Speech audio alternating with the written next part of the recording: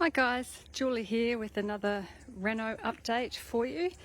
I've had some guys here today starting on a bit of demolition, which is always good. Out the front here they were going to start pruning some bushes, but we've discovered that the green waste collection, the Verge collection, is on the 5th of February, so we're going to wait till a bit closer to that date and put all the pruning out the front, so that'll save us on some skip bin fees. Out the front here there were some old gates and some posts and another little gate here and another sort of screen. All of that's gone now, so it's just opened up the front of the house, made it look a lot more friendly.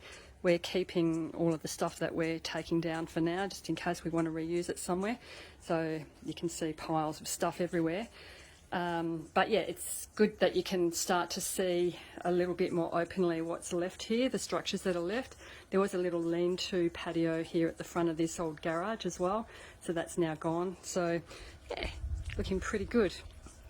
Also had the Bunnings kitchen designer here today, helping to design, well, he's designed the kitchen.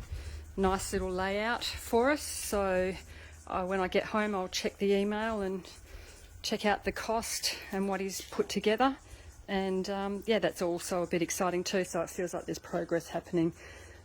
Probably didn't really take you around the side of this house before, but this big mini date palm was leaning right over onto the kitchen window, so one of the guys has just pulled all the dead weight off it and straightened it up for now, so looking much better. So that way from the kitchen window you've got a really nice outlook onto a tropical palm, as opposed to looking at the house next door.